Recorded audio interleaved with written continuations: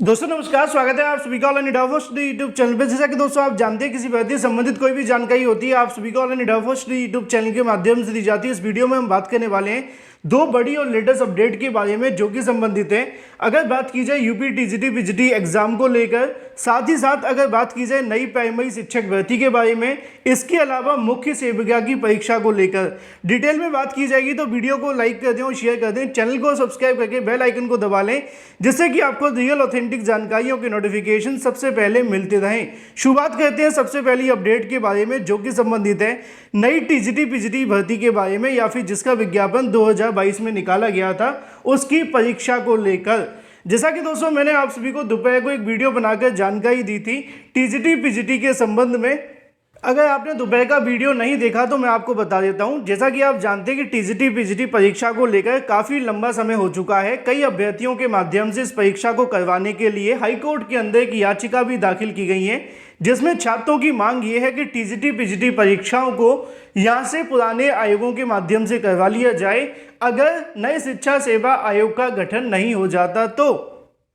क्योंकि ऐसा करने से जो टीजीटी पीजीटी भर्तियां या फिर जो पुरानी भर्तियां पूरे तरीके से लटक जाएंगी, जिसके संबंध में हाई कोर्ट में पिछली सुनवाई देखने के लिए मिली थी। उसमें उनके माध्यम से अगली तारीख 16 मई 2023 की लगाई गई थी, यानी कि आज।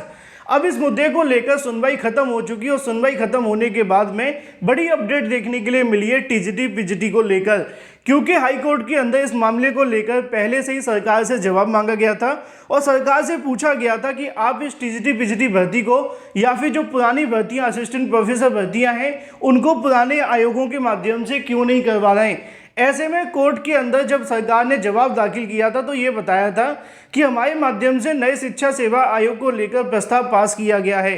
उसको कोर्ट ने पिछली सुनवाई के अंदर ही खारिज कर दिया था और उनसे नया जवाब दाखिल करने की बात की गई थी। जब आज की तारीख में इस मामले को लेकर सुनवाई शुरू हुई तो सवाल वहीं पर था जहां पे हाईकोर्ट के माध्यम से पिछली बार छोड़ा गया था, जिसमें उन्होंने कहा था कि जब तक पुराना आयोग अस्तित्व में है और नया आयोग अस्तित्व में नहीं आ जाता तो जो भी परीक्षा होनी है वो इसी आयोग के माध्यम से करवा ली जाए। अब ऐसे में on the last hearing the court asked the state to file affidavit on the status of Education Commission and the why the exam cannot be conducted by the present Higher Education Service Commission on the basis of doctrine of necessity। मतलब court कहती है कि जो पुराना affidavit को लेकर सरकार से जवाब मांगा गया था नई शिक्षा सेवा आयोग के बारे में कि आखिर जो नई शिक्षा सेवा आयोग बनाए जाने को लेकर प्रोसेस है उसके संबंध में सरकार का जवाब क्या है और जो परीक्षाएं पुराने आयोग के माध्यम से होनी चाहिए थी वो क्यों नहीं हो सकती हैं। और नीचे उनके माध्यम से बताया भी गया है कि आवश्यकता के नियम के अनुसार कि भाई कम से कम जितने भी यहाँ पे आपके सदस्य हैं तो उसके आधार पर परीक्षा को करवा लिया जाए। डॉक्ट्रिन ऑफ नेसेसिटी के बारे में बात की गई। इसी के संबंध में आज इस मामले की सुनवाई देखने के लिए मिली। कोर्ट नंबर 34 के अंदर सीएल नंबर 1 पे देखने के लिए मिला। यहाँ पे लिखा हुआ है the state did not file affidavit as directed, मतलब जो उनको दिशा निर्देश दिए गए थे एफिडेविट फाइल करने के, सरकार ने कोई भी एफिडेविट फाइल नहीं किया। लेकिन कोर्ट ने इस मामले को काफ़ी सीरियसली लिया है।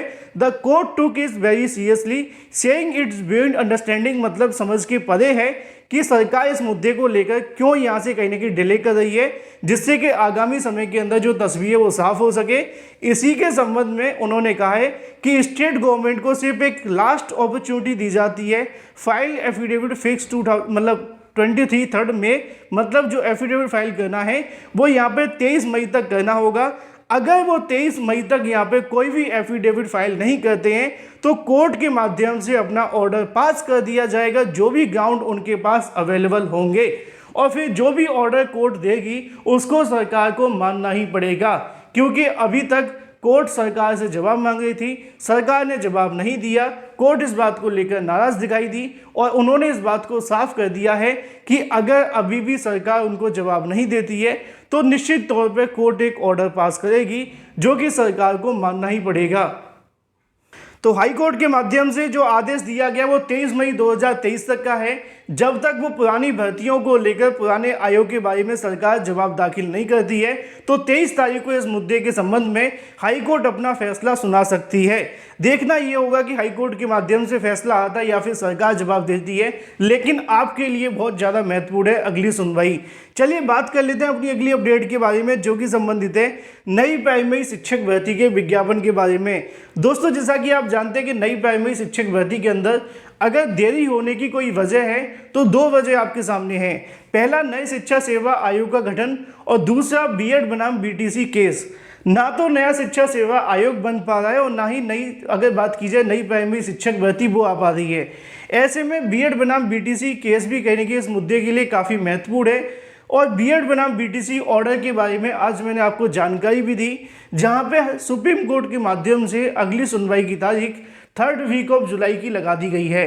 तो इससे पता चलता है कि बीएड बनाम बीटीसी का जो केस होगा वो जुलाई के आसपास ही आपको सुनाया जाएगा। मतलब मई और जून ऐसे ही निकल जाएंगे और आधे से ज़्यादा जुलाई निकल जाएगा, यानी कि 2 महीने का समय आपका ऐसे ही निकल जाएगा। लेकिन अभ्यर्थियों के माध्यम से इसको लेकर कमर कस ली गई है। छात्रों का कहना है कि अगर यहाँ पर नई प्राइमरी शिक्षक भर्ती को लेकर सरकार की मंशा ये है कि भर्तियों को लटका के रखा जाए, कोर्ट ऑर्डर नहीं दे रही है, इससे सरकार को और ज़्यादा समय मिल रहा है।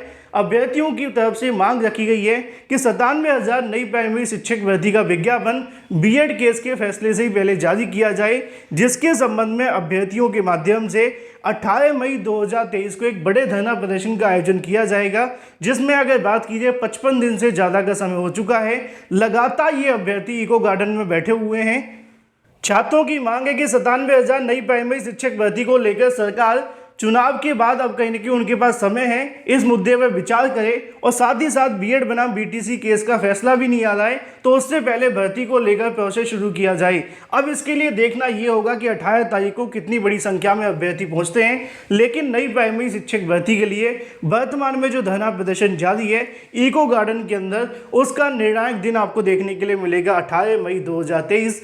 अगर आप भी चाहते हैं कि जल्द से जल्द शिक्षक भर्ती का विज्ञापन जारी हो तो आप लोग बड़ी संख्या में आ सकते हैं इको गार्डन में। छात्रों की मांग बिल्कुल स्पष्ट है कि अब नई प्राइमरी शिक्षक भर्ती का विज्ञापन जारी किया जाए। चलिए बात कर लेते हैं अपनी अगली अपडेट के बारे में, जो कि संबंधित है मुख्य सेविका एग्जाम डेट के बारे में, साथ ही यूपीएससी से जारी नई नोटिस को लेकर। यूपीएससी के माध्यम से एक नई नोटिस जारी की गई है, जो कि आप सभी ऑफिशियल वेबसाइट पर जाकर चेक कर सकते हैं।